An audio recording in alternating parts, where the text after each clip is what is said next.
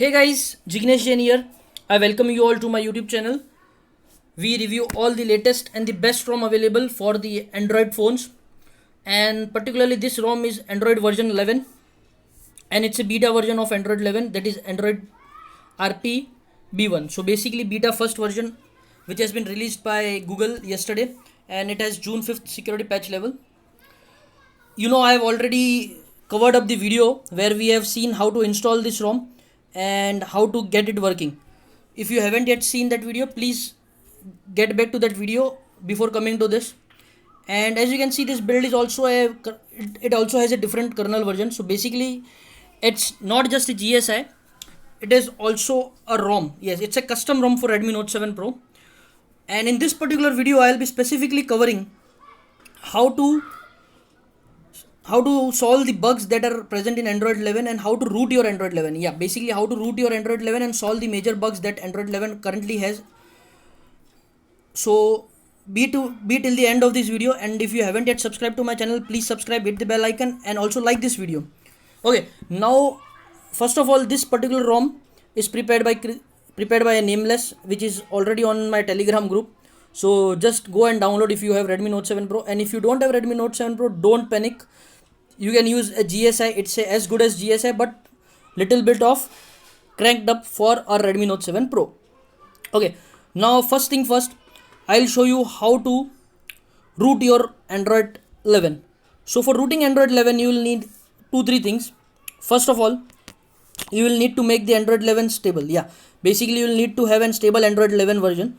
So for that you will need to install the GMS latest version. For me currently it's 21.15.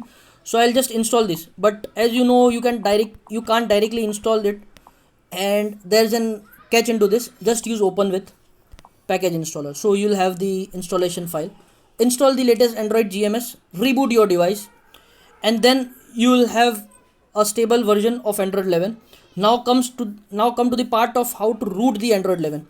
So rooting Android 11 is divided into two parts. One, you have the PC. Second, you don't have the PC. I'll just say that if you have the PC, then it's the best option.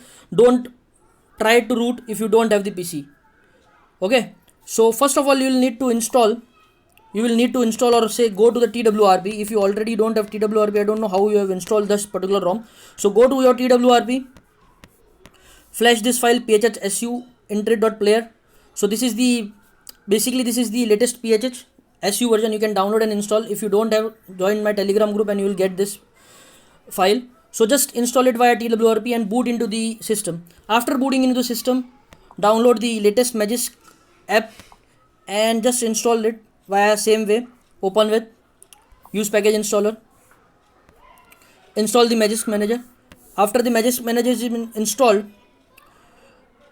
you will have to go to the super user menu and go to the settings, and in the automatic response just give allow. So basically it will allow all the access that it would ask. Then go and open the Magisk Manager.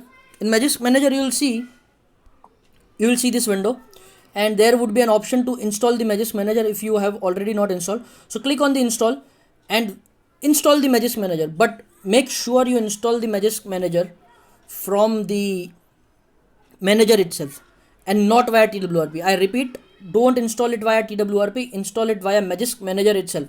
So after installing it via Magisk Manager, it will ask you to reboot your phone. Don't reboot if you have. Just go and install Flashify, and via Flashify install the TWRP into your phone. So basically when you install the Magisk, it will replace your TWRP and your phone won't boot. So basically you need to install the TWRP after flashing this.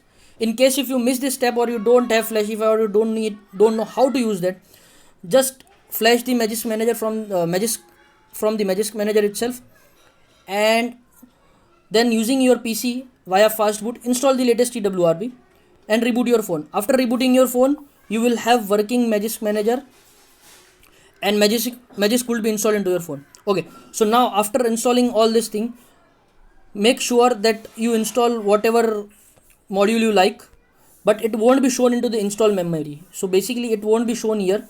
You can install as much as app you want or as much as modules you want, but it won't be shown here.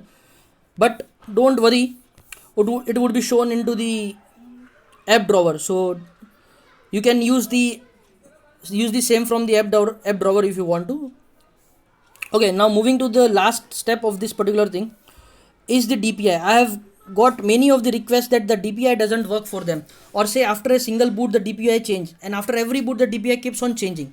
For that, what I'll suggest is, if you don't know how to root the phone, just go to the ADB manager from the PC, and from PC type this command wm adb wm density 411, this ADB one. So this would change your DPI for permanently from the PC. Okay, now if you have a rooted phone, what you can do is, you have another option. Just type su, so that su will give a super user permission to the terminal emulator, and in terminal emulator just type the density you need. So I have typed the WM density. I am currently on 411. I will make it to 600 so that you can see the difference. So yeah, now it's 600 and you can see the difference. Now I will make it again 411 WM density.